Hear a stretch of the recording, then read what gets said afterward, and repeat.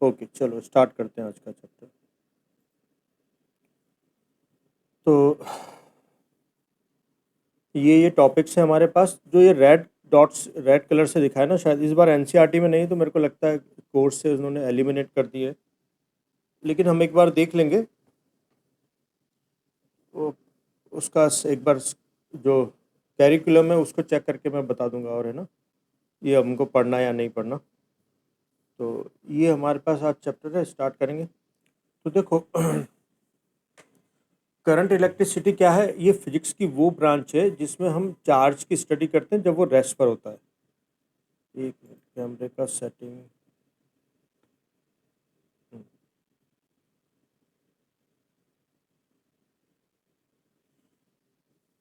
पिछला जो हमारे पास था इलेक्ट्रोस्टैटिक्स, वो थी ब्रांच ऑफ फिजिक्स जिसमें हम चार्ज की स्टडी कब करते थे? जब वो रेस्ट पर हो।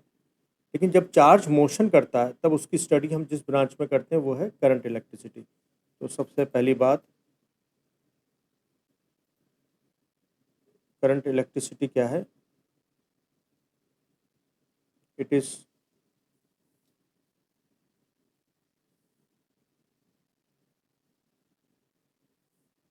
तो हम बात कर रहे हैं current electricity.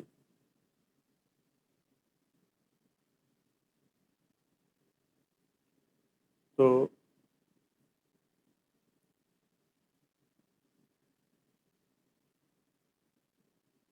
branch of physics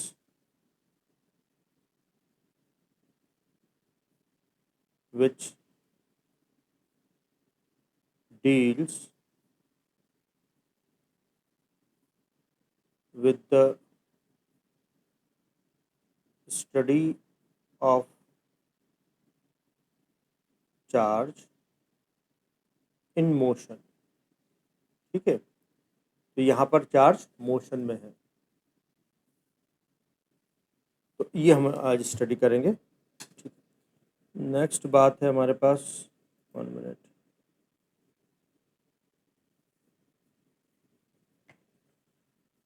अब हम बात कर रहे हैं चार्ज के मोशन की। तो हम चार्ज को मोशन में कैसे ला सकते हैं, पहले हम इसकी बात कर लेते हैं।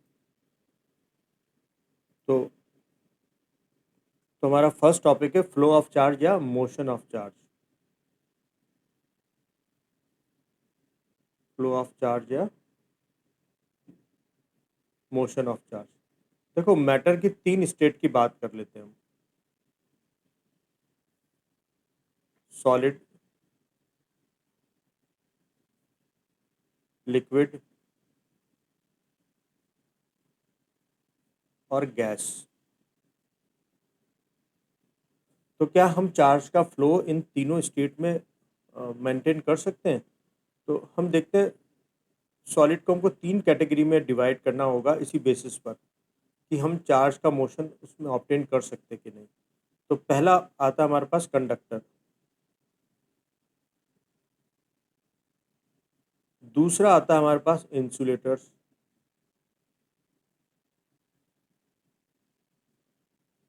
और तीसरा हमारे पास कैटेगरी है सेमीकंडक्टर्स।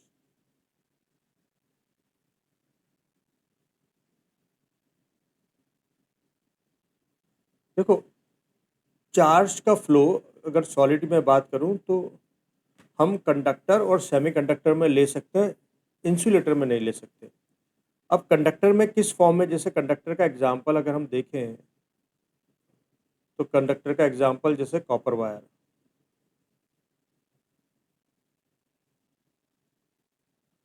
कॉपर वायर, अब कॉपर वायर में चार्ज का मोशन किस फॉर्म में होता है? चार्ज एक कॉपर वायर में किस फॉर्म में फ्लो करते हैं वो हम समझते हैं। तो कॉपर वायर के अंदर इलेक्ट्रॉन की फॉर्म में मूव करेंगे, है ना। अगर हम एक कॉपर वायर को देखें तो उसके अंदर है ना, कॉपर के जो एटम्स होते हैं वो एक फिक्स थ्री ज्योमेट्री में अरेंज हो जाते हैं, लेकिन उनमें से उनके कुछ इलेक्ट्रॉन्स जो हैं वो फ्री हो जाते हैं न्यूक्लियस के फोर्स से, और वो पूरे वायर में मूव कर सकते हैं, जिनको बोलते हैं फ्री इलेक्ट्रॉन्स। तो कंडक्टर के अंदर मोशन जो होता है चार्ज का, वो इलेक्ट्रॉन की फॉर्म में होता है, तो it is in the form of electron. तो कंडक्टर में चार्ज किस फॉर्म में मूव करता है? इलेक्ट्रॉन की फॉर्म में। और इंसुलेटर में तो चार्ज का फ्लो पॉसिबल नहीं है। अब सेमीकंडक्टर हम इसके लास्ट में पढ़ेंगे। हमारा जो 12th का लास्ट चैप्टर है उसमें हम सेमीकंडक्टर पढ़ेंगे। सेमीकंडक्टर में जो चार्ज का मूवमेंट है वो इलेक्ट्रॉन और होल्स की फॉर्म में होता है। अब इलेक्ट्रॉन और होल्स, इलेक्ट्रॉन तो हमको पता है, होल्स क्या होते हैं ये वहीं पर हम समझेंगे। तो सेमीकंडक्टर में in the form of electrons and hole. तो ये हो गया सॉलिड की बात कि सॉलिड में चार्ज का जो फ्लो है वो हर सॉलिड में चार्ज का मोशन पॉसिबल नहीं है। जिन दो में पॉसिबल है उनको, एक को बोलते हैं कंडक्टर जिसके पास बहुत सारे फ्री इलेक्ट्रॉन्स होते हैं, और सेमीकंडक्टर जिसके पास इलेक्ट्रॉन और होल्स होते हैं। ठीक है, तो कंडक्टर के अंदर इलेक्ट्रॉन की फॉर्म में मूव करेगा चार्ज, और सेमीकंडक्टर में इलेक्ट्रॉन और होल की फॉर्म में मूव करेंगे। अब आगे बात आती है लिक्विड्स की। तो क्या सभी तरह के लिक्विड में चार्ज का फ्लो हम मेंटेन कर सकते हैं? नहीं। तो इसको भी हमने दो कैटेगरी दे दी है। एक, इनको हम बोलते हैं इलेक्ट्रोलाइट,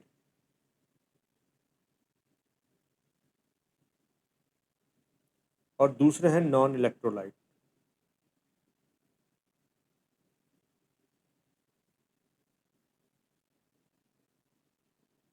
ठीक है, देखो इलेक्ट्रोलाइट वो हैं जिनको अगर हम वाटर में डिजोल्व करें तो वो आयंस की फॉर्म में टूट जाते हैं। जैसे अगर हम वाटर में सॉल्ट डाल दें तो सोडियम और क्लोराइड आयन अलग अलग हो जाते हैं। तो इसके अंदर दो आयंस होते हैं।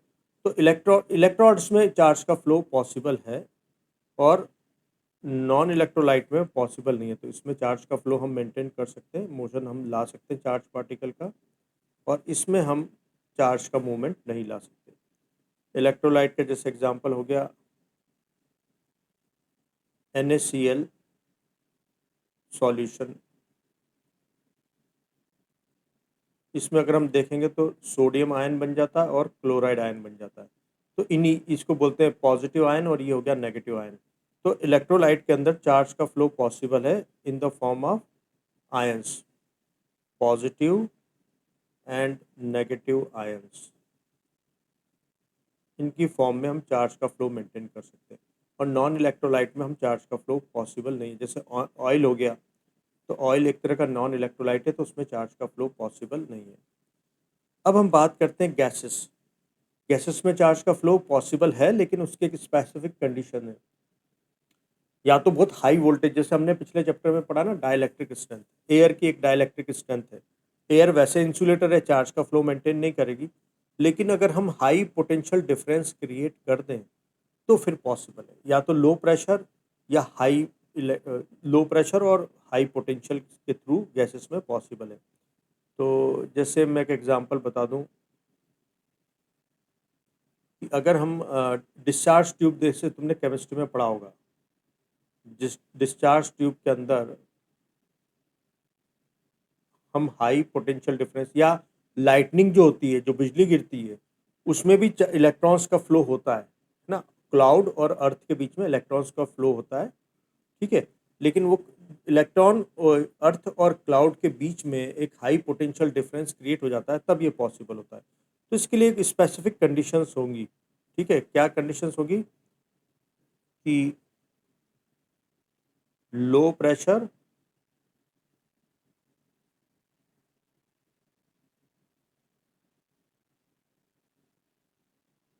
Low pressure and high potential difference,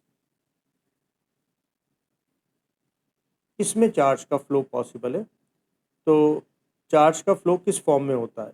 इसमें पॉसिबल है चार्ज का फ्लो देखो, तुम इसको पॉजिटिव और नेगेटिव से जोड़ो। तो नेगेटिव को हम बोलते हैं कैथोड, और ये पॉजिटिव टर्मिनल को हम बोलते हैं एनोड। तो एनोड से पॉजिटिव आयंस मूव करते हैं, और कैथोड से नेगेटिव आयंस, जिसको कैथोड रे बोलते हैं, है ना। तो इसमें देखो, एक एयर के एटम में से तुम इलेक्ट्रॉन निकाल दो, तो पीछे जो एयर का एटम है वो पॉजिटिव चार्ज हो जाएगा, वो पॉजिटिव आयन हो जाएगा और इलेक्ट्रॉन हो जाएगा। तो गैसेस में फ्लो होता है इन the form of positive ion and electron.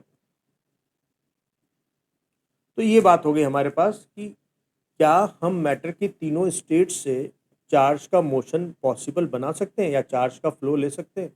तो हम बोलते नहीं, जैसे सॉलिड की बात करें तो सभी सॉलिड्स में पॉसिबल नहीं है। इंसुलेटर जैसे वुड हो गया, प्लास्टिक हो गया, इनसे हम चार्ज, इसके पास फ्री इलेक्ट्रॉन्स ही नहीं होते तो चार्ज फ्लो नहीं कर सकता। लेकिन कंडक्टर में चार्जेस का हम मोशन ले सकते हैं इन the form of electron. Semiconductor में इलेक्ट्रॉन और होल्स की फॉर्म में, इलेक्ट्रोलाइट्स के अंदर पॉजिटिव और नेगेटिव आयंस की फॉर्म में, गैसेस के अंदर हम चार्ज का मोशन ले सकते हैं इन the form of positive ion and electron. तो यहाँ तक चेक करो, कोई डाउट?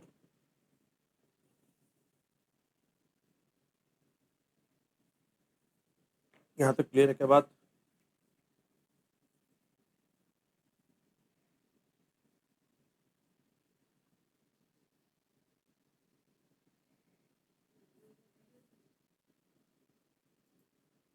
ओके, अब हम आगे चलते हैं।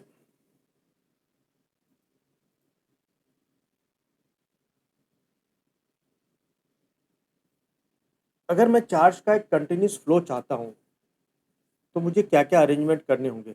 अब देखो, चार्ज को तो हमने देखा नहीं, तो उसके फ्लो को हम कैसे डिस्क्राइब करें। तो लेकिन एक आसान तरीका है। जो रूल लिक्विड जैसे वाटर फॉलो करता है, एक फ्लो होता हुआ वाटर फॉलो करेगा। जैसे तुमने 11th में जो फ्लूइड पढ़ा था, तो फ्लूइड वहाँ मोशन में भी पढ़ा था। तो जो वो रूल फॉलो करता है वही सारे रूल चार्ज का फ्लो भी फॉलो करता है। जैसे तुम अगर हीट को देखो, हीट का फ्लो भी एक ही टाइप के रूल को फॉलो करता है जो फ्लूइड का फ्लो फॉलो करता है, जो चार्ज का फ्लो फॉलो करता है। तो हम पानी का फ्लो अच्छी तरह समझते हैं, तो हम है ना पानी का रेफरेंस ले करके, वाटर के रेफरेंस की मदद से हम चार्ज के फ्लो की बात करेंगे। अब जैसे मैं तुम्हें वाटर का रेफरेंस बताऊं,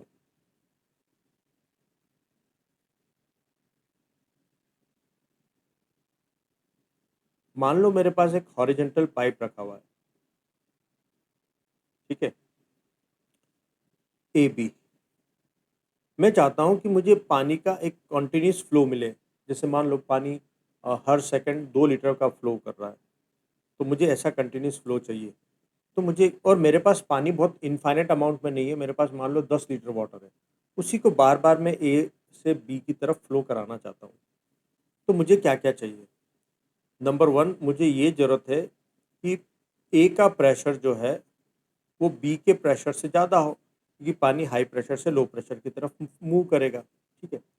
अब ये प्रेशर डिफरेंस हमेशा कांस्टेंट रहे, तो उसको मेंटेन करने के लिए मैं क्या तरीका लगा सकता हूँ? मैं मान लो एक पानी का टैंक ले लूँ एक सर्टेन हाइट पर।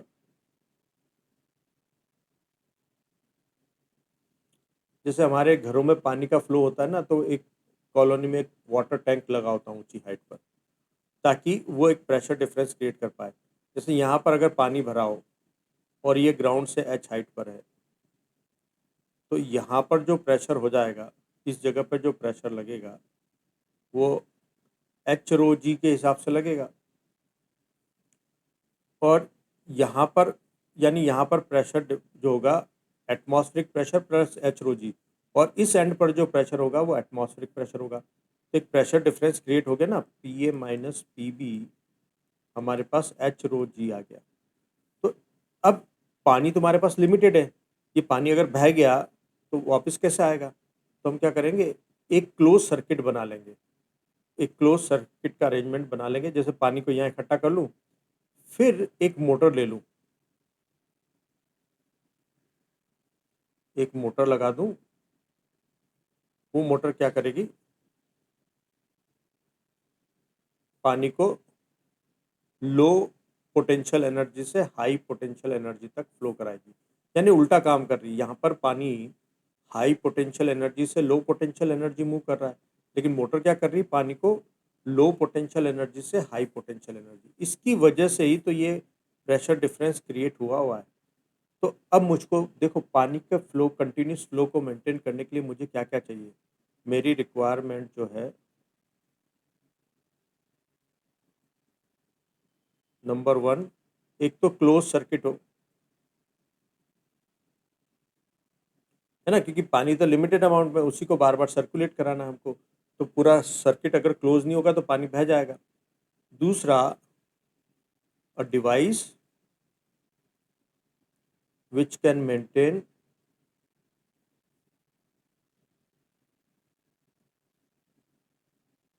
pressure difference,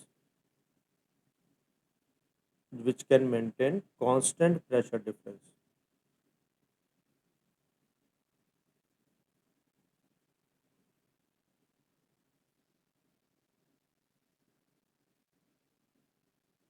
ओके, तो यहाँ हमको समझ में आ गया कि भाई मुझे ए से बी तक एक पानी का कांस्टेंट फ्लो चाहिए, तो मुझे एक तो क्लोज सर्किट की जरूरत है और एक ऐसी डिवाइस जो इन पॉइंट्स के बीच में एक कांस्टेंट प्रेशर डिफरेंस मेंटेन कर पाए। ठीक यही तरीका हमको चार्ज के फ्लो के लिए भी चाहिए। अब सपोज मैं चाहता हूँ, मेरे पास एक कॉपर का वायर है, ए बी। ए बी मेरे पास क्या है, कॉपर वायर। मैं चाहता हूँ कि चार्ज का फ्लो ए से बी तक हो। ठीक है, मुझे ठीक वैसे ही जरूरत है। मुझे यहाँ पर प्रेशर की जगह क्या आ जाएगा, पोटेंशियल डिफरेंस। तो वी ए का पोटेंशियल अगर वी बी से बड़ा होगा तो हमको पता है कि charge flows from higher potential to lower potential, तो हमको एक कांस्टेंट फ्लो मिलेगा। अब यहाँ पर एक डिवाइस चाहिए, जैसे वहाँ पर हमारे पास मोटर थी ना, मोटर पानी को क्या कर रही थी, लो पोटेंशियल एनर्जी से हाई पोटेंशियल एनर्जी लाते हैं। यहाँ पर वही काम करती है एक बैटरी। बैटरी को कनेक्ट अगर हम ऐसे कर दें, सेल का एक एंड हम हायर पोटेंशियल पर और एक लोअर पोटेंशियल पर ले दें। जैसे तुमने अगर घड़ी घड़ी वड़ी में जो सेल लगता है वो देखा होगा, तो वो सेल कुछ ऐसा होता है, पेंसिल सेल जिसको बोलते हैं, या ए बैटरी बोलते हैं। तुमने देखा होगा यहाँ पर कार्बन की रॉड होती है, ये प्लस टर्मिनल होता है, ये जिंक का पूरा मटेरियल, जिंक का उसका आउटर लेयर होता है, और ये यहाँ पर नेगेटिव टर्मिनल होता है।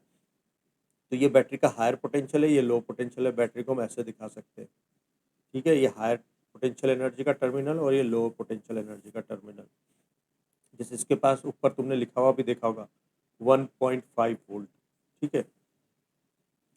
तो इसको बैटरी बोलो या ईएमएफ सोर्स भी बोल सकते हैं।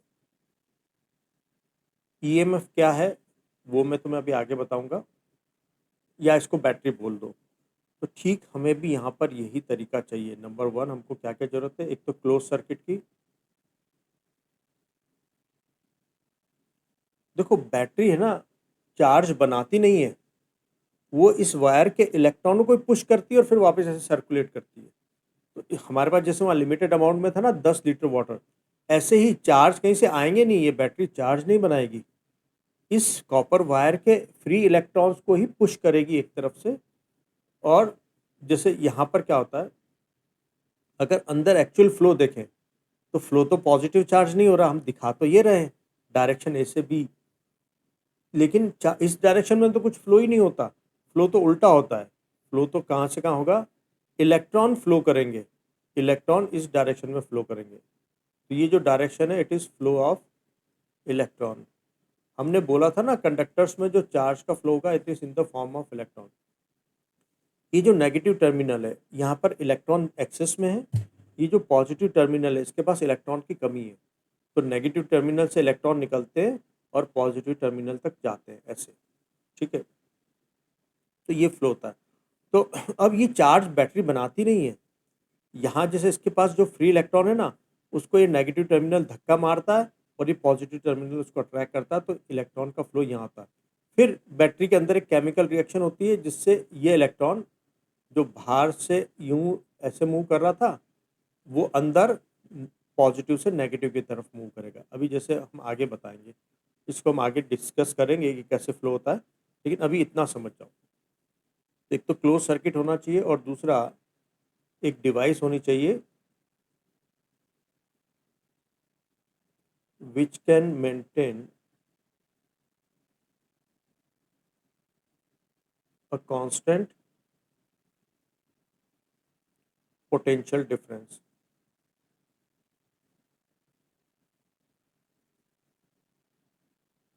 तो हमें कांस्टेंट फ्लो के लिए ये दो चीज़ों की जरूरत है, ठीक है। तो अब बाकी की बात हम आगे कंटिन्यू करते जाएंगे। तो ये हो गया हमारे पास कि चार्ज का हम फ्लो किन किन स्टेट्स में मेंटेन कर सकते हैं और उस फ्लो को मेंटेन करने के लिए हमारी क्या क्या ज़रूरतें हैं।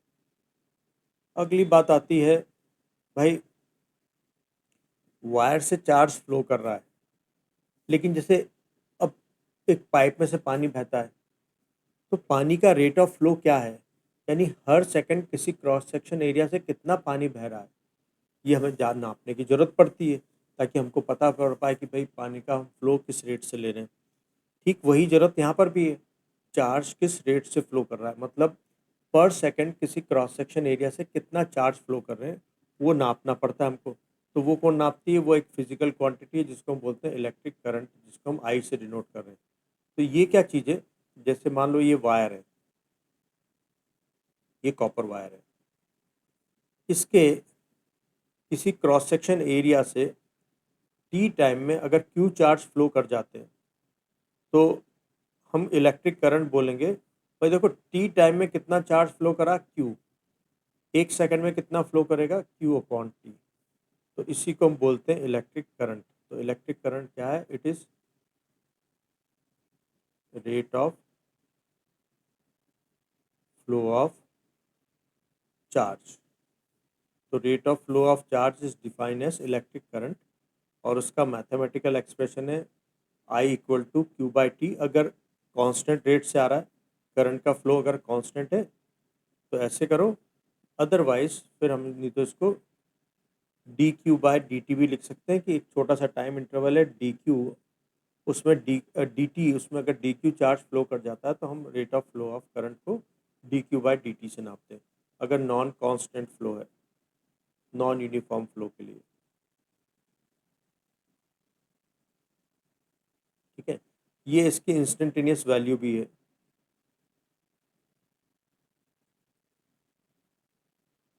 इंस्टेंटेनियस करंट, और ये जो है ये average current.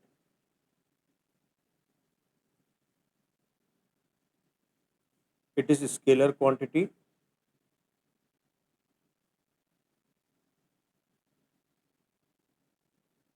And SI unit is ampere.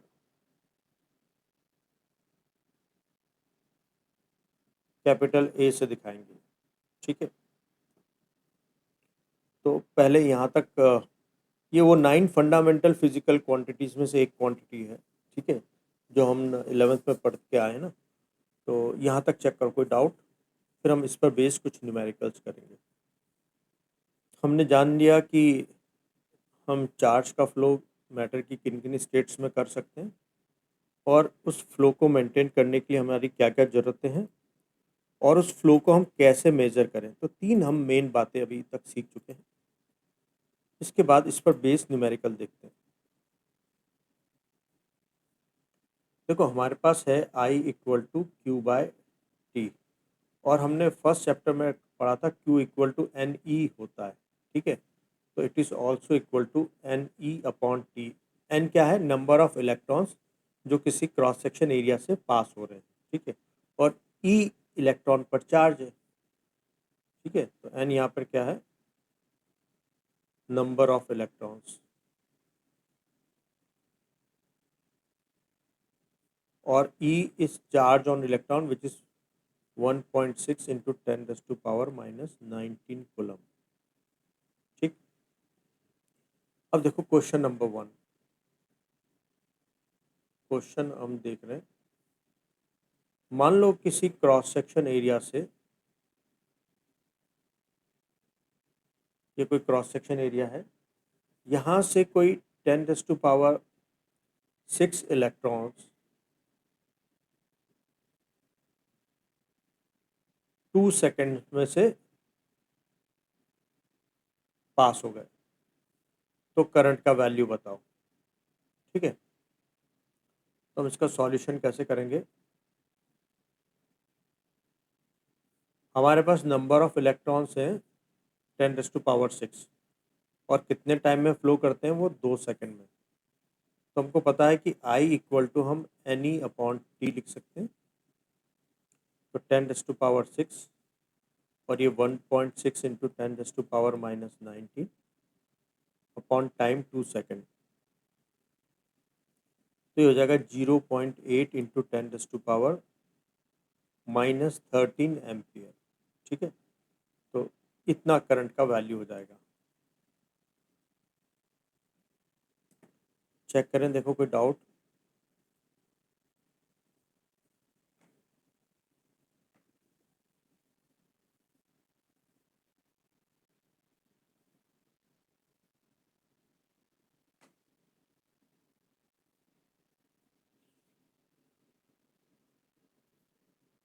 Okay,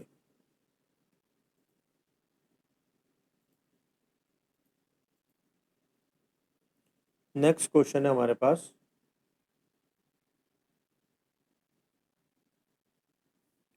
कि मान लो किसी वायर में 2 एम्पेयर का करंट फ्लो हो रहा है, तो वायर के किसी क्रॉस सेक्शन एरिया से 10 सेकंड में कितने इलेक्ट्रॉन्स पास हो जाएंगे बताओ। तो मैं 1 मिनट का टाइम दे रहा हूँ, तुम ट्राई करो और फिर मैं डिस्कस करूँगा। ट्राई करो। ओके, आपने ट्राई कर लिया होगा, चेक करते हैं राइट या रॉन्ग, बताना मुझको। यहाँ पर देखो, आई की वैल्यू है 2 एम्पेयर, नंबर ऑफ इलेक्ट्रॉन्स हमको पता करने हैं कितने टाइम में, 10 सेकंड में। तो हमको पता है आई इक्वल टू होता है एन ई अपॉन टी। तो करंट है 2 एम्पेयर का, नंबर ऑफ इलेक्ट्रॉन्स हमको पता करने हैं। Charge on electron is 1.6 into 10⁻⁻19 upon time is 10 second. तो 20 अपॉन ये हो जाएगा हमारे पास, तो एन इक्वल टू हो जाएगा 200 अपॉन 16, नीचे का एक डेसिमल मैंने कैंसिल कर दिया, इंटू 10⁻⁹। तो 4 4 जा और 4 5, तो इसको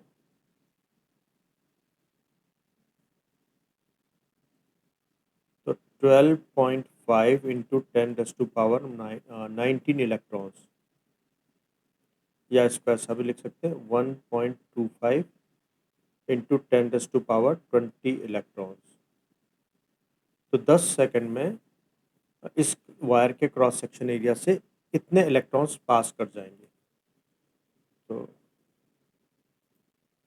बताएं राइट था या रॉन्ग था आपका। नेक्स्ट चलते हैं हम लोग।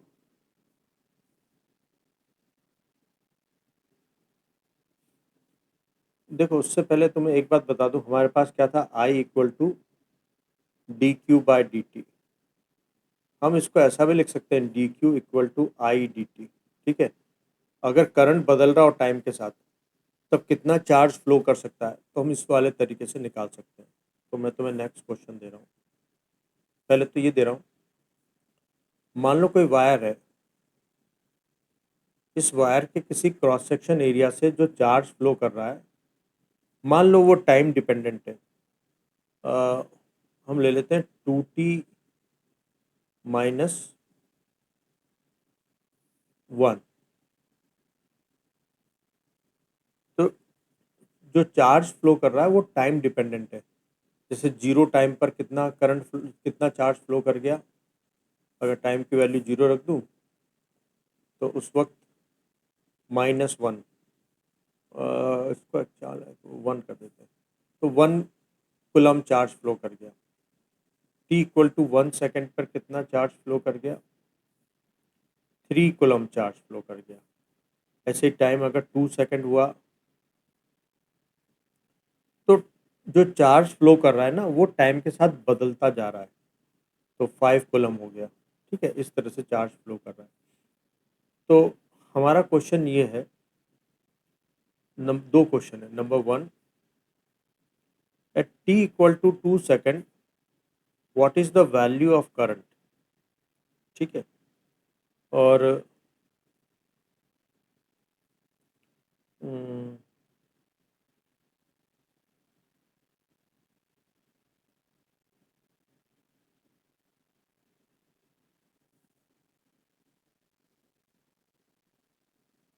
यहाँ पर एक मिनट, क्वेश्चन को डिफाइन करना होगा, इसको मैं स्क्वायर ले लेता हूँ, थोड़ा सा मैं बदल रहा हूँ, ये ले लेते हैं या +1 और इसको माइनस कर लेते हैं। ठीक है, तो ये है हमारे पास एक्सप्रेशन। अब ये नहीं चलेगा, कुछ और चलेगा। अरे पूरा क्यों मिटा दिया। ठीक है, अभी देखो इस वाले केस में क्या है, जैसे t=0 टाइम में कितना चार्ज फ्लो कर रहा था, 1 कूलम।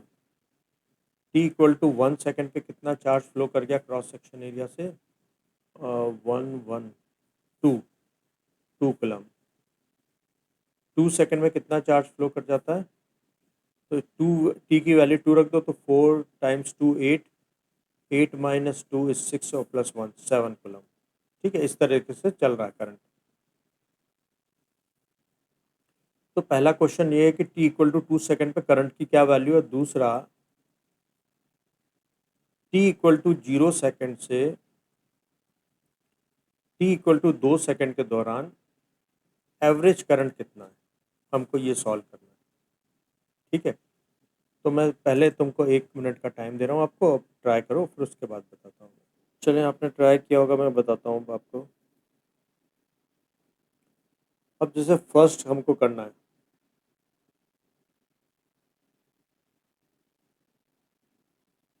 हमको पता है ये है ना, किसी एक इंस्टेंट पे पूछा जाता है तो इंस्टेंटेनियस पूछ रहा है, तो फर्स्ट केस में तुमसे इंस्टेंटेनियस करंट पूछ रहा है।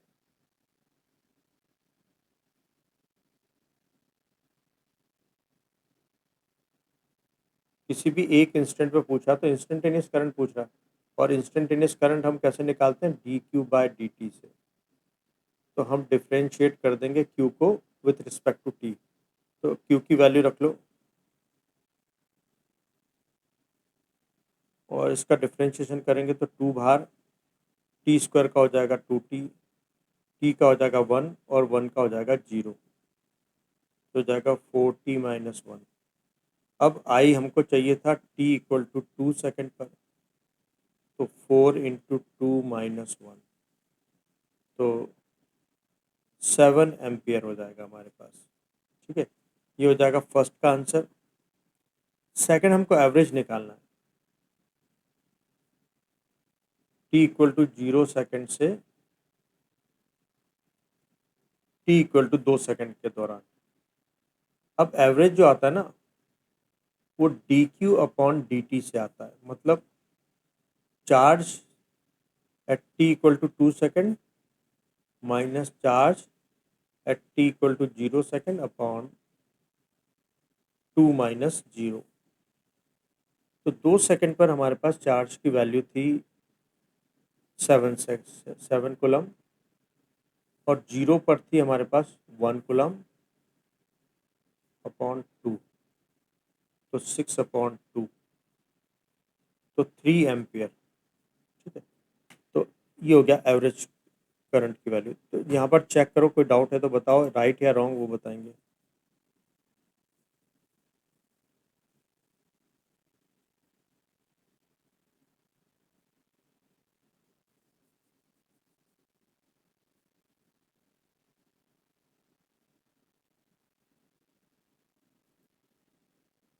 ओके, चलो ठीक है, कोई डाउट तो नहीं है ना। अब हम आगे कंटिन्यू करते हैं, एक टाइप का क्वेश्चन और देखते हैं।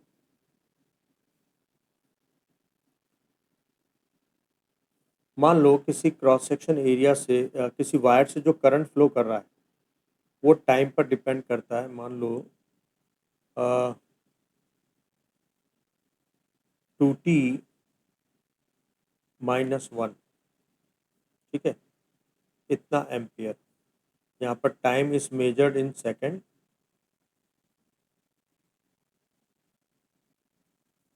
And I is measured in ampere. ठीक है, तो हम जानना चाहते हैं, क्वेश्चन ये है कि t=0 second to t=2 second के दौरान व्हाट अमाउंट ऑफ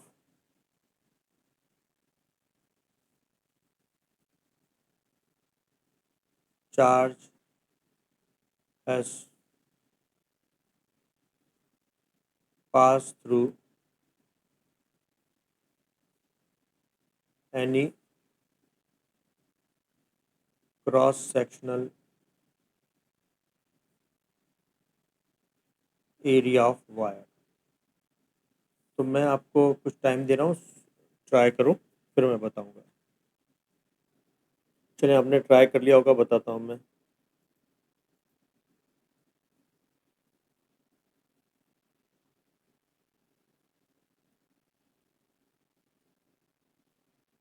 देखो, हमको पता है कि आई इक्वल टू होता है D Q by D T, या डी क्यू इक्वल टू हो जाएगा आई डी टी। अब मेरे को टोटल चार्ज पता करने हैं जो किसी क्रॉस सेक्शन एरिया से सर्टेन टाइम में गए। तो मैं, क्योंकि करंट कांस्टेंट नहीं है ना, तो हमको ये तरीका लगाना होगा। तो इंटीग्रेट करेंगे डी क्यू को आई डी टी। ठीक है, जीरो टाइम पर मैं मान लेता हूँ जीरो टाइम चार्ज फ्लो करते हैं, और 2 सेकंड पर हमको क्यू अमाउंट का चार्ज बताना है। ठीक है, 0 से 2 के बीच में। तो हमने चार्ज निकालना है टोटल, कैसे? By integrating I D T from 0 to 2। Time की वैल्यू 0 से 2 है। ठीक है, तो डी क्यू का इंटीग्रेशन हो जाएगा क्यू फ्रॉम 0 to Q, और आई की वैल्यू जो थी हमारे पास वो थी 2t-1 D T from 0 to 2। हमें यहाँ एक फॉर्मूले का ध्यान रखना है, x raise to power n का integration with respect to x हो जाता था, पावर में हम ऐड करते हैं और पूरी टर्म को उसी से डिवाइड करते हैं।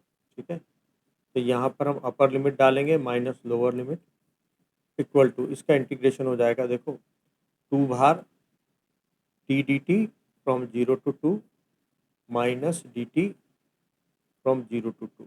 ठीक है, तो 2 था टी की पावर 1, तो पावर में एक ऐड करेंगे तो 2/2 फ्रॉम 0 to 2। डी टी का इंटीग्रेशन हो जाएगा टी फ्रॉम 0 to 2। तो q इक्वल टू 2 से 2 कैंसिल कर देंगे, अपर लिमिट डालेंगे, t को रिप्लेस करेंगे। चलो अभी एक स्टेप और बता देता हूँ मैं तुम्हें ना। तो t को रिप्लेस करेंगे 2 से, तो 2 का स्क्वायर/2, माइनस टी को रिप्लेस करेंगे 0 से, 0/2, माइनस टी की जगह 2, फिर लोअर लिमिट। तो इस तरह से q इक्वल टू, देखो, 2 से 2 कैंसिल हो जाएगा, डिवाइड हो जाएगा, मतलब 4 - 2। तो टोटल कितना चार्ज फ्लो कर गया इस दौरान? 2 कूलम चार्ज फ्लो कर गया। चेक करो, कोई डाउट है क्या? ओके, आगे मूव करते हैं हम। ये हो गया करंट की बात, और उस पर जो पॉसिबल क्वेश्चंस बन सकते हैं तुम्हारे पास। नेक्स्ट है ड्रिफ्ट वेलोसिटी। अभी हम माइक्रोस्कोपिक लेवल पर समझेंगे कि इलेक्ट्रॉन चलते कैसे हैं वायर के अंदर। ठीक है, तो वो किस स्पीड से चलते हैं। जैसे मान लो तुम एक रेजिस्टेंस के साथ वायर ले लो और उसको बैटरी से कनेक्ट करो,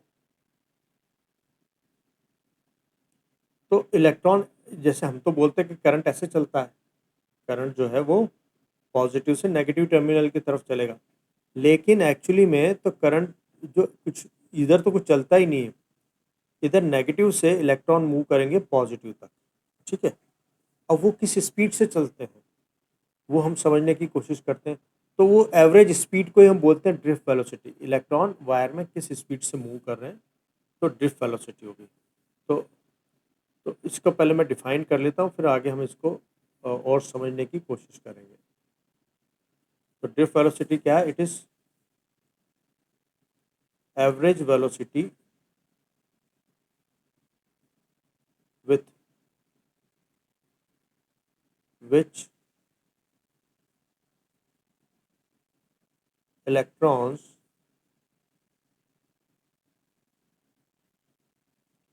move from negative to positive terminal. ठीक है, अब हम माइक्रोस्कोपिक लेवल पर इसको समझना चाहेंगे। जिसमें मान लो मेरे पास कोई कॉपर का पीस है, कोई कॉपर का सिलेंड्रिकल शेप में वायर है। अगर मैं इसमें देख पाता, मान लो ये कॉपर का एक कॉपर पीस है, रूम टेम्परेचर पर रखा हुआ है।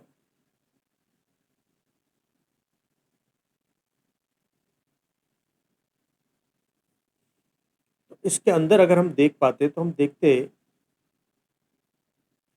कि जो कॉपर का न्यूक्लियस है वो अपनी जगह पर फिक्स ज्योमेट्री पर सेट हो जाता है। ये कॉपर के एटम्स का न्यूक्लियस है ना, ऐसे वो अपनी एक 3D कंस्ट्रक्शन बना लेते।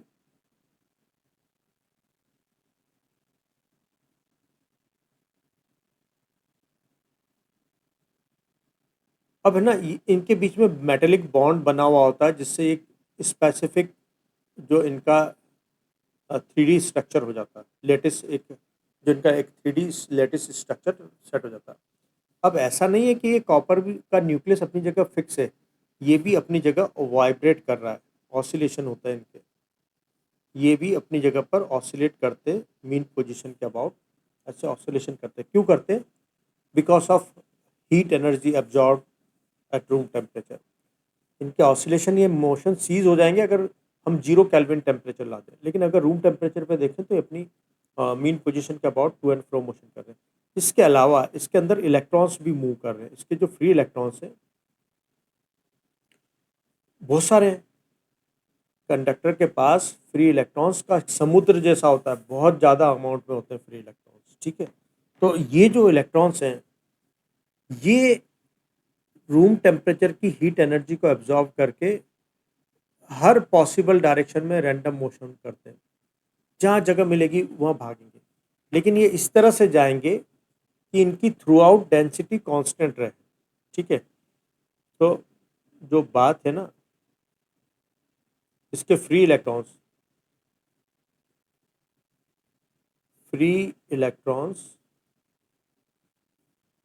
will move in all possible directions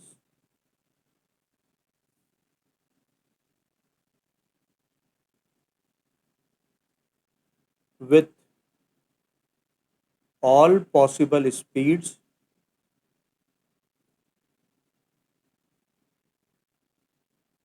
such that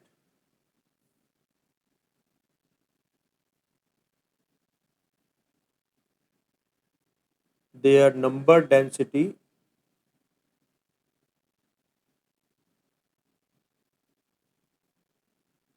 remains constant। ये मूव तो करेंगे लेकिन इस तरह से मूव करेंगे कि इनकी नंबर डेंसिटी सेम रहे। उसका मतलब क्या है? जैसे मान लो मैंने यहाँ पर कोई वॉल्यूम निकाला, मान लो 2 सेंटीमीटर क्यूब वॉल्यूम निकाला। अगर इस वॉल्यूम में अगर 10⁻21 इलेक्ट्रॉन्स हैं तो मैं इस वक्त कहीं पे भी निकालूं, मैंने अगर यहाँ का भी निकाला ना, अगर 2 सेंटीमीटर क्यूब, तो इसके अंदर भी 10⁻21 इलेक्ट्रॉन्स ही होंगे। मूव तो करते हैं लेकिन इस तरह से मूव करते हैं कि उनकी नंबर डेंसिटी कांस्टेंट है। तो इसका मतलब ये हुआ कि अगर यहाँ से कोई इलेक्ट्रॉन जा रहा है तो उसी वक्त दूसरा इलेक्ट्रॉन आ भी रहा होगा। तो यानी जिस स्पीड से एक इलेक्ट्रॉन निकल रहा है किसी रीजन से, उसी स्पीड से कोई दूसरा इलेक्ट्रॉन आ भी रहा है। तो यानी हर स्पीड का नेगेटिव अवेलेबल होगा तुम्हारे पास। और इस वक्त जो ये मूव करते हैं ना, मूव इसलिए करते हैं क्योंकि इन्होंने रूम टेम्परेचर से हीट एनर्जी ऑब्जॉर्व करी है, मोशन में आ गए। तो ये मोशन जो है वो हीट की वजह से, इसलिए इसकी स्पीड को बोलते हैं थर्मल स्पीड। थर्मल वेलोसिटी बोलो या थर्मल स्पीड बोलो, तो थर्मल वेलोसिटी बोल देते हैं।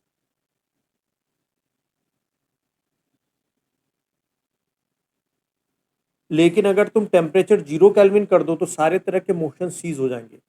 लेकिन टेम्परेचर अगर 0 केल्विन से ऊपर है, ये अगर temperature is greater than 0 kelvin, तो ये पिक्चर दिखेगा तुम्हें। और 0 केल्विन पर सभी तरह के मोशन सीज हो जाएंगे। ठीक है,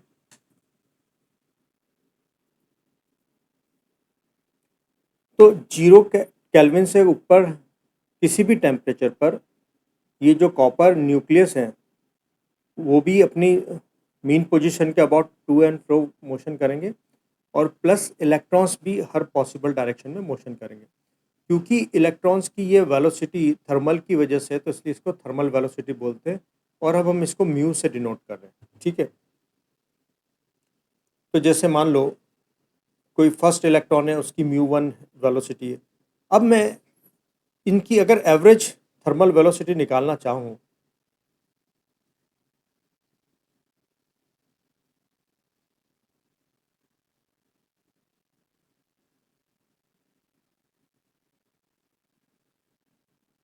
मतलब म्यू बार या म्यू वेक्टर ले लेते हैं, तो हम सारे जितने भी इलेक्ट्रॉन्स हैं उन सबकी थर्मल वेलोसिटी को ऐड करके divided by number of free electrons करेंगे, और ये आएगी 0। क्यों? क्योंकि मैंने आपको बताया ना कि इलेक्ट्रॉन इस तरह से मूव करेंगे कि उनकी थ्रू आउट डेंसिटी कांस्टेंट रहे।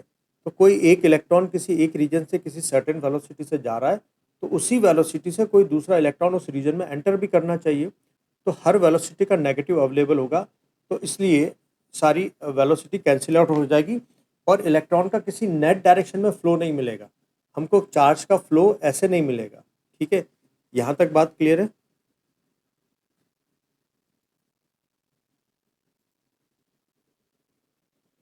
ठीक है, मैं एक बार रिपीट कर देता हूँ, मैं पूरा कॉन्सेप्ट एक बार रिपीट कर रहा हूँ। देखो, हमारे पास एक कॉपर का पीस है, उसके अंदर उसकी जो लेटेस्ट स्ट्रक्चर है उसके अंदर हम देखेंगे जो कॉपर, एक कॉपर का जो एटम होता है उसके अंदर न्यूक्लियस होगा और उसके चारों तरफ इलेक्ट्रॉन चक्कर लगाएंगे। तो जब दो कॉपर एटम पास में आकर के मेटेलिक बॉन्ड बनाते हैं, तो उनकी उससे जो हीट प्रोड्यूस होती है उससे उनके क्या होते हैं, जो आउटर मोस्ट शेल के इलेक्ट्रॉन से वो अपने न्यूक्लियस के अट्रैक्शन फोर्स से बाहर निकल जाते हैं एब्जॉर्ब करके एनर्जी को। ठीक है, तो अब इस इलेक्ट्रॉन को हम बोलते हैं फ्री इलेक्ट्रॉन।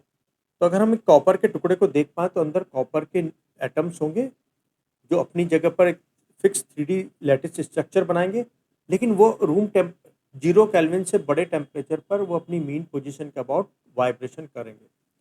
प्लस इसके अलावा जो फ्री इलेक्ट्रॉन्स है वो पूरी मेटल के अंदर इस तरह से मूव कर सकते हैं जैसे एक कमरे के अंदर गैस के मॉलिक्यूल या एटम मूव कर सकता है। ठीक है, ये ठीक वैसे मूव कर सकते हैं। अब ये जो न्यूक्लियर कोर को मिली है वाइब्रेशनल मोशन, और जो ये इलेक्ट्रॉन्स को मिला हुआ है मोशन, ये हीट एनर्जी की वजह से, जो वो रूम टेम्परेचर की हीट एनर्जी को अब्जॉर्ब करके इस मोशन को ले लेते हैं। तो इलेक्ट्रॉन का ये जो वेलोसिटी होगी due to heat, it is known as thermal velocity. ठीक है, लेकिन इलेक्ट्रॉन हर पॉसिबल डायरेक्शन में हर पॉसिबल स्पीड से मूव तो करेंगे, लेकिन वो इस तरह से मूव करेंगे कि उनकी थ्रू आउट डेंसिटी कांस्टेंट रहे।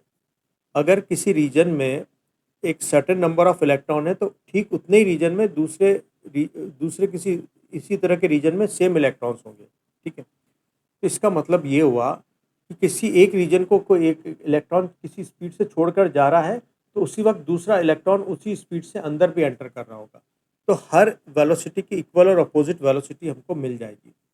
तो अगर हम एवरेज थर्मल वेलोसिटी निकालना जाएंगे, तो ऊपर पूरी जो हर इलेक्ट्रॉन की थर्मल वेलोसिटी का सम 0 आ जाएगा, क्योंकि अगर 2 मीटर पर सेकंड एक्स डायरेक्शन में, तो 2 मीटर पर सेकंड नेगेटिव एक्स में भी है, तो दोनों जुड़ करके 2i और -2i 0 बना देंगे।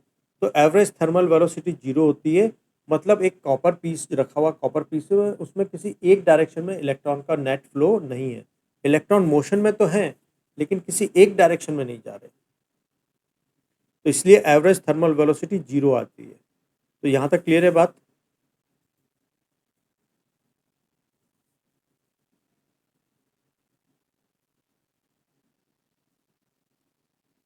अच्छा, ये ड्रिफ्ट वेलोसिटी की डेफिनेशन और इसका डेरिवेशन इंपॉर्टेंट है। आगे हम जो डेरिवेशन कर रहे हैं ये बोर्ड में आता है। ठीक है, तो इसको अच्छी तरह प्रैक्टिस कर लेना।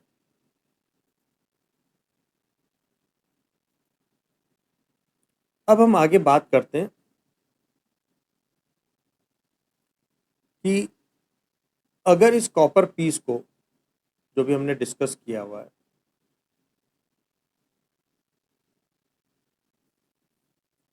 इसमें हमने देखा था कॉपर के एटम्स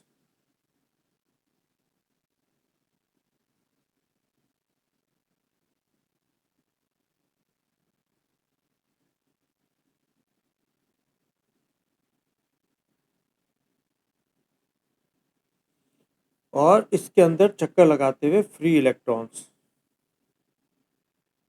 ये इधर भाग रहा है, कोई इधर जा रहा है, कोई इधर जा रहा है, कोई इधर जा रहा है, ठीक है। अब इस कॉपर पीस को अगर मैं बैटरी से कनेक्ट कर दूं,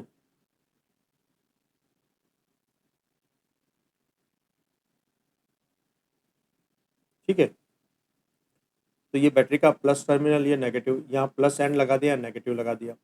अब ऐसा लगा करते से ही मेटल के अंदर एक इलेक्ट्रिक फील्ड बन जाएगा। ऐसे इस पॉजिटिव से, हमको पता है ना इलेक्ट्रिक फील्ड की डायरेक्शन पॉजिटिव से नेगेटिव की तरफ होती है। और इलेक्ट्रिक फील्ड में इलेक्ट्रॉन को जो फोर्स लगता है, जैसे इलेक्ट्रॉन पर चार्ज होता है नेगेटिव क्यू, तो फोर्स हमको पता है क्यू ई के इक्वल होता है, तो नेगेटिव ई ई हो जाएगा।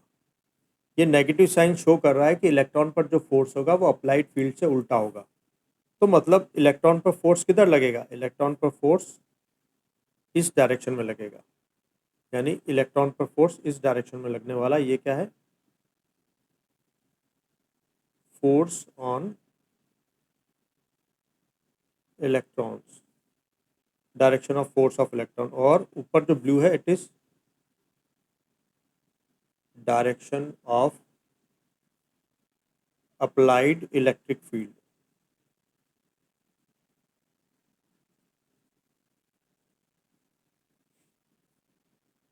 अब क्या है देखो, तो मैं समझाता हूँ। एक इलेक्ट्रॉन जो इधर जाने, इसकी एक थर्मल वेलोसिटी इधर थी μ1, ठीक है। अब हमने जैसे इलेक्ट्रिक फील्ड लगाया तो इस पर एक फोर्स लगा इलेक्ट्रिक फील्ड से उल्टी डायरेक्शन में, ये है फोर्स माइनस ई ई, ठीक है। तो अब है ना, इस फोर्स की वजह से इसकी एक वेलोसिटी और मिल जाएगी इसको इस डायरेक्शन में, मान लो v1। ये v1 जो है, ये फोर्स इलेक्ट्रिक फील्ड की वजह से वेलोसिटी मिली है, ठीक है, और ये थर्मल वेलोसिटी है। तो इसकी जो नेट वेलोसिटी होगी ना, नेट वेलोसिटी की डायरेक्शन जो है इसकी हो जाएगी इधर कहीं, ठीक। तो इलेक्ट्रॉन जो पहले जाकर के इधर कहीं टकराने वाला था, अब वो इस पॉजिटिव टर्मिनल की तरफ मूव करने की कोशिश करेगा। अब इलेक्ट्रॉन कोशिश करेंगे कि वो इस डायरेक्शन में नेट चलने लग जाए, ठीक है, इलेक्ट्रॉन की चलने की नेट डायरेक्शन इधर आ जाए। तो अगर मैं इलेक्ट्रॉन की टोटल वेलोसिटी देखूं, तो देखो, मान लो बिना टकराए, देखो इलेक्ट्रॉन क्या करते हैं, आपस में भी टकराते हैं और न्यूक्लियर कोर से भी टकराते हैं, कोलिजन इनका ऐसे भी होता है। मान लो एक इलेक्ट्रॉन नंबर 1 यहां से चला और फिर उसकी यहां पर टक्कर हो गई किसी और से, तो बिना टकराए ये जो टाइम चला है ना, उस टाइम को मैं बोलता हूँ टाउ 1। इसको पढ़ोगे टाउ, तो टाउ क्या है, ये टाइम है दो सक्सेसिव कोलिजन के बीच में चली हुई डिस्टेंस का। तो टाइम क्या है, बिटवीन टू सक्सेसिव कोलिजन,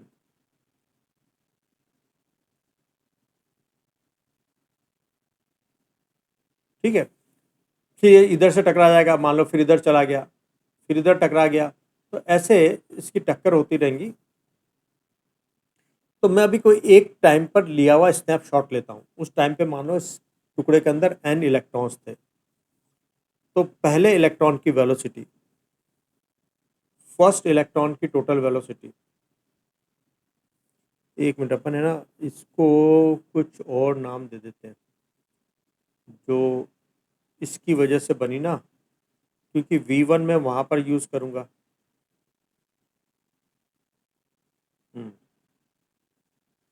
तो इसको मैं कुछ नाम दे देता हूँ, 1 पर फोर्स की वजह से 1F, ठीक है।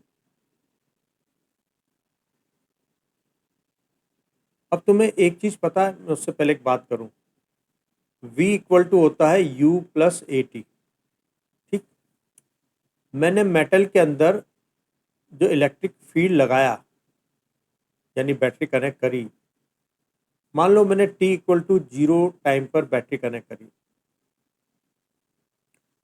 और अब इसको चलो, हमने बैटरी जैसे कनेक्ट करी, ये फर्स्ट इलेक्ट्रॉन ये टकराने से पहले τ1 टाइम तक चला, तो इसने कितनी स्पीड गेन कर ली होगी।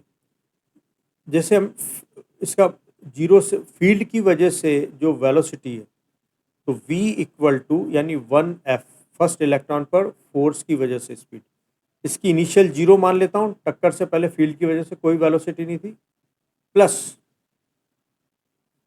तुमको पता है एक्सेलेरेशन इक्वल टू होता है फोर्स अपॉन मास, और यहाँ पर फोर्स है ई अपॉन, फोर्स की वैल्यू ई है, ठीक है। तो यहाँ पर हम लिख देंगे माइनस ई, और इसने τ1 टाइम तक बिना टकराए चला, तो इतनी स्पीड गेन कर ली, ठीक है। तो अभी हम जनरली जो फील्ड की वजह से वेलोसिटी अटेंड करेंगे वो माइनस ई इंटू τ1 होगा। तो जैसे n इलेक्ट्रॉन है, तो फर्स्ट इलेक्ट्रॉन की टोटल वेलोसिटी देखो, एक तो फील्ड की वजह से, और इसके अलावा इसके पास थर्मल वेलोसिटी भी है, तो कुल मिलाकर के इसके पास है μ1 माइनस ई τ1। ऐसे ही दूसरे इलेक्ट्रॉन की कितनी हो जाएगी, μ2 माइनस ई τ2। ऐसे करते हुए अगर इसके पास n फ्री इलेक्ट्रॉन्स है, तो nth वाले की हो जाएगी μn माइनस ई τn, ठीक है।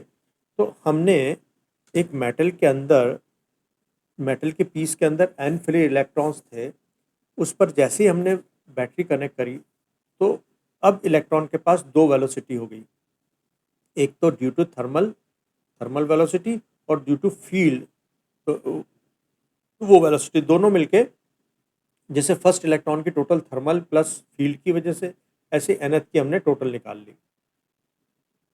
अब मुझे अगर एवरेज वेलोसिटी चाहिए, जिसको हम ड्रिफ्ट वेलोसिटी बोल रहे हैं,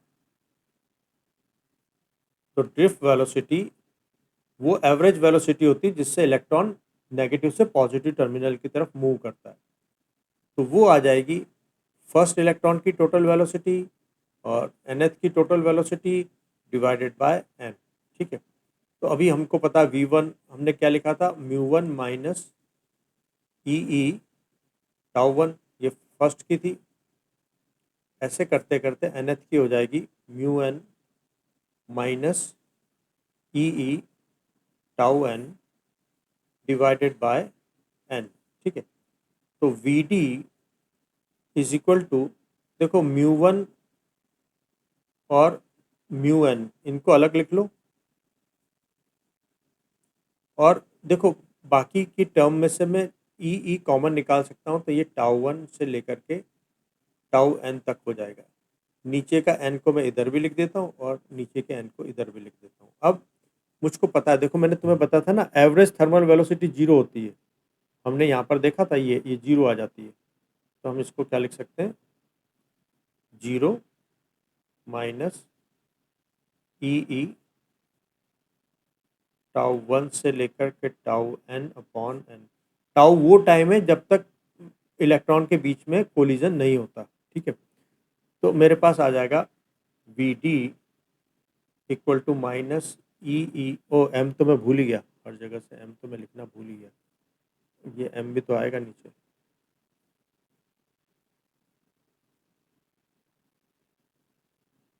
upon m upon m upon m,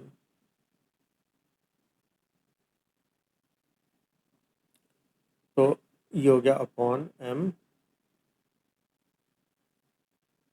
τ1 से लेकर के τn डिवाइडेड बाय। अब देखो मैं क्या कर रहा हूँ, τ1 से लेकर के τn अपॉन n, इसको मैं लिख रहा हूँ टाउ और इसको मैं बोलूँगा रिलैक्सेशन टाइम। ठीक है, तो वी डी, अब रिलैक्सेशन टाइम क्या है, हम रिलैक्सेशन टाइम को भी डिफाइन कर सकते हैं। रिलैक्सेशन टाइम, एवरेज टाइम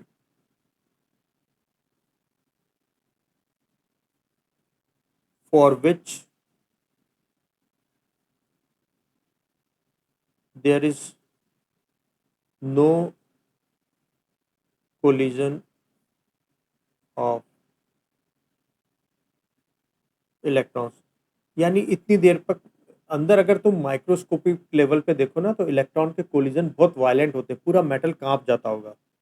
तो इस ये वो एवरेज टाइम है जिसके दौरान अंदर कोलिजन नहीं हुआ और मेटल शांत रहा, इसलिए हमने इसको रिलैक्सेशन टाइम दिया हुआ नाम।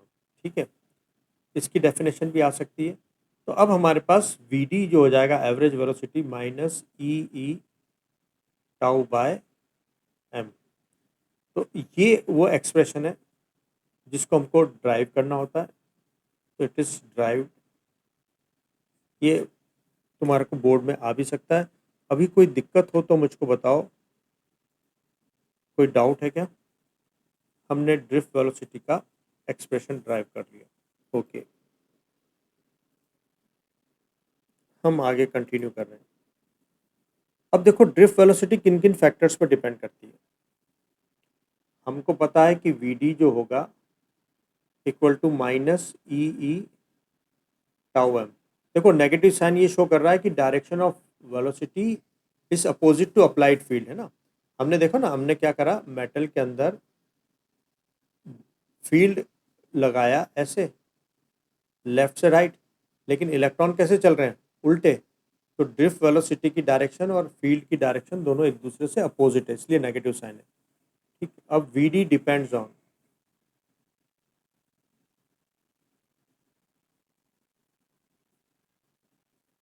नंबर वन, देखो ई जो है इलेक्ट्रॉन पर चार्ज है, एम जो है वो इलेक्ट्रॉन का मास है, ये दोनों तो कांस्टेंट है।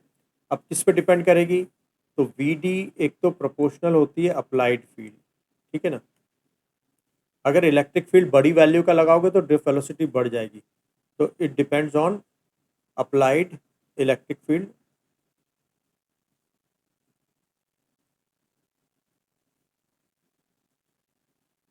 ठीक, और दूसरा, ये जो टाउ है ना, ये टेम्परेचर डिपेंडेंट होता है। तो वी डी जो है it is proportional to tau also. और टाउ किस पे डिपेंड करता है, टेम्परेचर पर। वो बताता हूँ मैं कैसे। देखो अगर हम टेम्परेचर बढ़ाएंगे तो इलेक्ट्रॉन की स्पीड बढ़ जाएगी, तो अब वो ज़्यादा तेजी से दूसरे कोलिजन में उसको कम टाइम लगेगा, तो टाउ डिक्रीज हो जाएगा। अगर टेम्परेचर हम बढ़ाते हैं तो टाउ डिक्रीज हो जाता है, दो टक्करों के बीच का टाइम अब कम हो जाएगा। ठीक है, तो अगर हम देखें तो टेम्परेचर के जो है इन्वर्सली प्रोपोर्शनल है। तो एक्चुअली में यहाँ पर अपन को नहीं लिखना चाहिए, हमको लिखना चाहिए ऐसे, टेम्परेचर बढ़ाने पर टाउ कम होगा, टाउ कम होगा तो ड्रिफ्ट वेलोसिटी बढ़ जाएगी, नहीं कम हो जाएगी, ड्रिफ्ट वेलोसिटी कम हो जाएगी, क्योंकि वी डी जो है वो टाउ के प्रोपोर्शनल है। टाउ घटेगा तो वी डी भी घट जाएगी, तो टेम्परेचर बढ़ाने पर ड्रिफ्ट वेलोसिटी घट जाती है। ठीक, तो ये बात हो गई हमारे पास। और इसके अलावा एक और चीज़ की, इलेक्ट्रिक फील्ड जो है वो minus D V by D R होता है। तो पोटेंशियल डिफरेंस हमने इन दो एंड्स पर लगाया, तो ये मेटल का जो लेंथ है वो एल है और इलेक्ट्रिक फील्ड ई लगा हुआ है। यहाँ का पोटेंशियल V1 मान लेते हैं और यहाँ का पोटेंशियल V2 मान लेते हैं। तो इन जो पोटेंशियल में डिफरेंस है वही तो V है, dV है एक्चुअली यहाँ पर। तो इलेक्ट्रिक फील्ड के भी पोटेंशियल डिफरेंस के भी प्रोपोर्शनल होगी। लेकिन चलो तुम्हें ये ध्यान रखना है कि drift velocity depends on two factor, number one applied field and दूसरा टेम्परेचर। तो अप्लाइड फील्ड बढ़ाओगे तो वेलोसिटी बढ़ेगी, टेम्परेचर बढ़ाओगे तो ड्रिफ्ट वेलोसिटी घटेगी। चेक करें, देखें यहाँ पर कोई डाउट।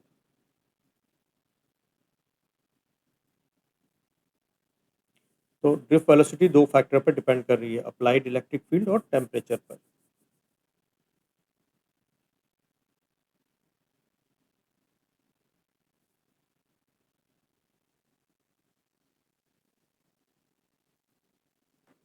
ओके,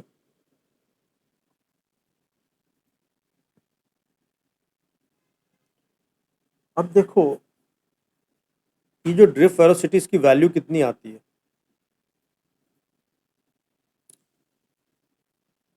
अगर मैं रूम टेम्परेचर पर ड्रिफ्ट वेलोसिटी निकालूं ई टाउ बाय एम, तो ये लगभग 10 मिलीमीटर पर सेकंड के आसपास आ जाएगी। तो इलेक्ट्रॉन बहुत स्लो चलता है रूम टेम्परेचर पर। इलेक्ट्रॉन एक सेकंड में 10 मिलीमीटर ही लगभग इतनी डिस्टेंस से ट्रेवल करेगा।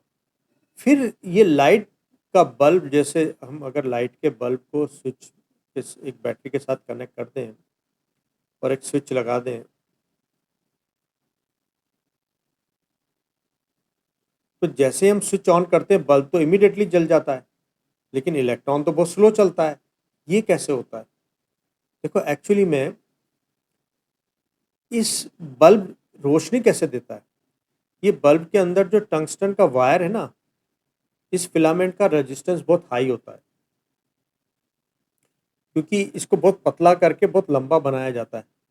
तो जैसे ही इलेक्ट्रॉन इसमें से फ्लो करते हैं तो उनकी टक्करों की वजह से इतनी ज़्यादा हीट प्रोड्यूस होती है कि लाइट दिखने लगती है। तो होता क्या है कि इस फिलामेंट के अंदर भी तो इलेक्ट्रॉन्स हैं। तो जैसे ही तुम इलेक्ट्रिक फील्ड लगाते हो तो इलेक्ट्रिक फील्ड तो लाइट की स्पीड से डेवलप हो जाता है। अब वो इलेक्ट्रिक फील्ड अंदर के इलेक्ट्रॉन्स को मोशन दे देता है। वो वेट थोड़ी करेगा कि इस नेगेटिव टर्मिनल वाला इलेक्ट्रॉन यहाँ तक आए, इसके अंदर के इलेक्ट्रॉन भी तो हैं, वो चलने लगते हैं। इसलिए बल्ब इमीडिएटली ग्लो करने लगता है। बेशक इलेक्ट्रॉन की ड्रिफ्ट वेलोसिटी बहुत मिलीमीटर पर सेकंड के ऑर्डर की हो, 1 मिलीमीटर पर सेकंड के ऑर्डर की हो, फिर भी बल्ब इमीडिएटली जलेगा, क्योंकि बल्ब को जलाने के लिए इलेक्ट्रिक फील्ड चाहिए। वो इलेक्ट्रिक फील्ड उसके इलेक्ट्रॉन को मोशन दे देता है। ठीक है, इस वजह से ऐसा होता है। अब हम एक आध क्वेश्चन देखते हैं ड्रिफ्ट वेलोसिटी पे।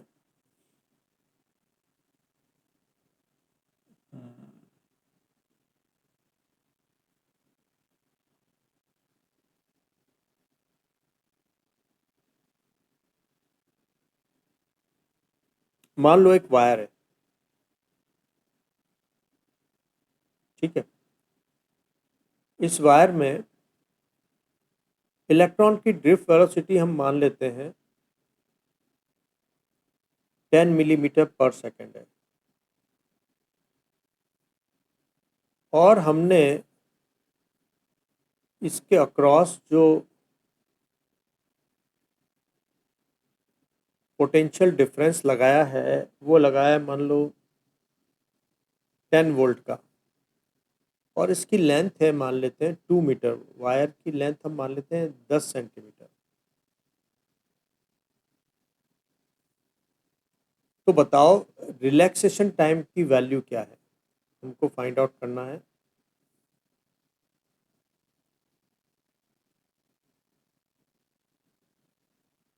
Find relaxation time. चलें, ये मैं आपको थोड़ी सी देर का टाइम दे रहा हूँ, आप ट्राई करो फिर मैं बताता हूँ। चलें, आपने ट्राई कर लिया होगा, चेक करते हैं। देखो हमको पता है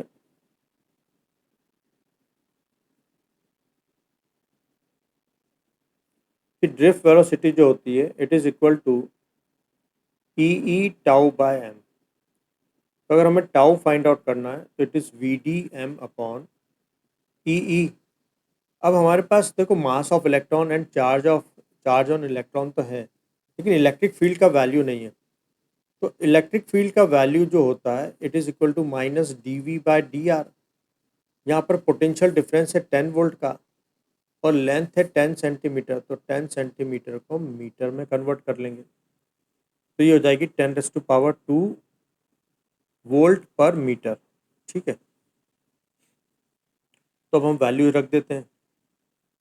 ड्रिफ्ट वेलोसिटी है 10 मिलीमीटर, मतलब 10 into 10⁻³ charge on mass of electron is 9.1 into 10⁻³ kg है ना।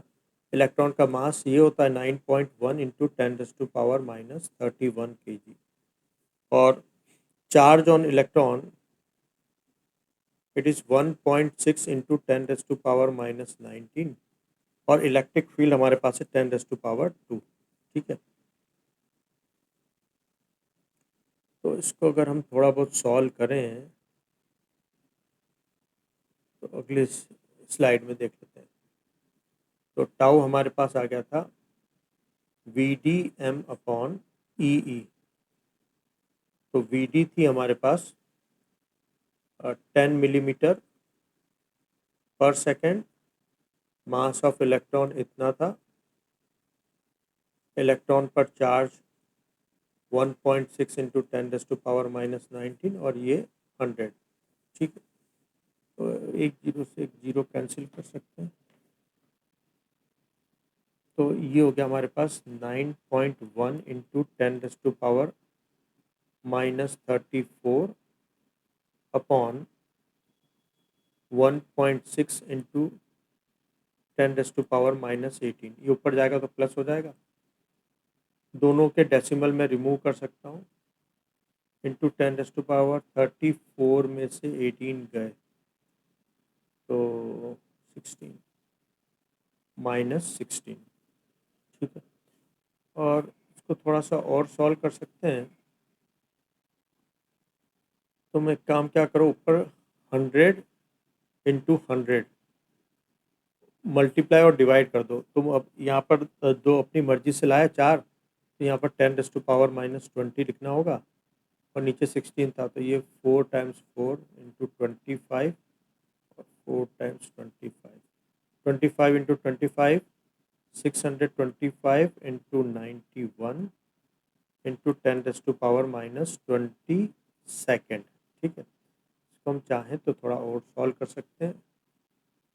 91 से मल्टीप्लाई करो तो 5 2 6 4 2 और 2 56, तो 57865। तो इसको हम लिख सकते हैं 5.6 या 7 कर लेते हैं इंटू 10⁻5.6 ना, तो 1 1 2 3 4, तो -16। इतना सेकंड हो जाएगा रिलैक्सेशन टाइम। चेक करके बताएं राइट या रॉन्ग। Okay, good.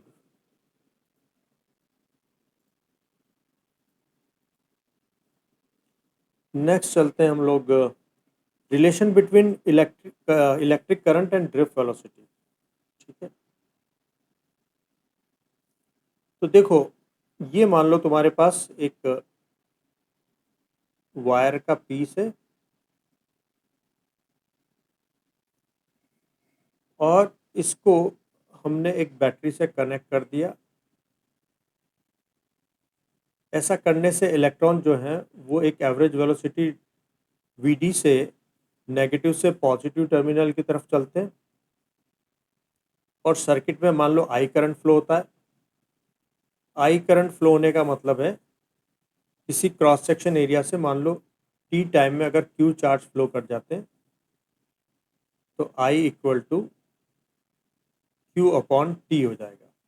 ठीक है, अब हम यहाँ पर क्या मान रहे हैं, n हम मान रहे हैं number of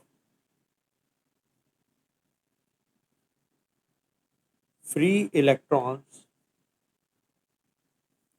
per unit volume.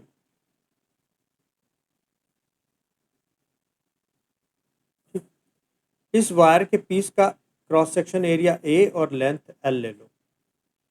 तो देखो A क्या है, क्रॉस सेक्शनल एरिया,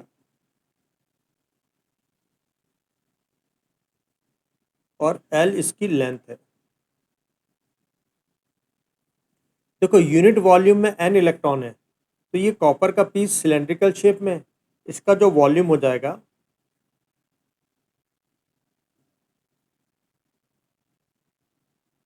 वो A इंटू एल हो जाएगा ना, क्योंकि सिलेंडर का जो वॉल्यूम होता है, अगर उसका रेडियस r है तो इसका वॉल्यूम होता है pi r square into l. L इसकी लेंथ है, तो पाई आर स्क्वायर मतलब इसका क्रॉस सेक्शनल एरिया, तो ए एल इसका वॉल्यूम हो जाएगा। ठीक, अब सुने, यूनिट वॉल्यूम में कितने इलेक्ट्रॉन्स हैं, फ्री इलेक्ट्रॉन्स n, तो ए एल वॉल्यूम में कितने हो जाएंगे, n इंटू ए एल। ठीक है, अब इस वायर के पीस में टोटल इतने इलेक्ट्रॉन्स हैं, ये टोटल इतने इलेक्ट्रॉन्स हो गए। अब एक इलेक्ट्रॉन पर चार्ज होता है ई, तो इतने इलेक्ट्रॉन पर टोटल चार्ज कितना हो जाएगा, एन ई ए एल। ठीक है, अब देखो ये वायर के पीस की थी लेंथ एल और इलेक्ट्रॉन वी डी स्पीड से चल रहा है। ठीक, तो स्पीड इक्वल टू होता है डिस्टेंस अपॉन टाइम, राइट। तो v अपॉन टी को मैं एल अपॉन टी को मैं वी डी लिख सकता हूँ। अब हमको पता है कि करंट इक्वल टू होता है चार्ज पर यूनिट टाइम। तो इलेक्ट्रॉन पर हमने टोटल इस पीस के अंदर चार्ज कितना निकाल लिया, एन ई ए एल, और टाइम जो है यहाँ से अगर हम देखें time equal to L upon V D हो जाएगा। तो एल इंटू वी डी, तो आई इक्वल टू हो जाएगा एन ई, एल से एल कट गया, N E A V D. तो ये करंट और ड्रिफ्ट वेलोसिटी के बीच में रिलेशन है। यहाँ तक क्लियर है क्या बात, चेक करो। Okay good. तो ये इम्पोर्टेंट, ये भी रिलेशन इम्पोर्टेंट है, इसको भी ड्राइव तुम कर लेना। तो आज अपन यहीं तक ख़त्म करेंगे। तुम्हारा कल एक डाउट था, वो अपन कल डिस्कस कर लेंगे। तो आज अपनी क्लास अपन यहीं तक करते हैं, ठीक है, और डाउट अपन डिस्कशन नेक्स्ट क्लास में कर लेंगे। जब तक तुम एनसीईआरटी की रीडिंग कर लेना। इस चैप्टर में से तो अभी एक दो पेज ही होंगे जो तुमको रीड करने होंगे, वो रीड कर लेना। और कोई बीच में इंटेक्स कोई सॉल्व एग्जांपल आ जाए तो वो देख लेना, एक बार चेक करके बता दो। चलो ठीक है, तुम देख लेना एक बार एनसीईआरटी। तो हम आज की क्लास को यहीं पर एंड करते हैं, ठीक है।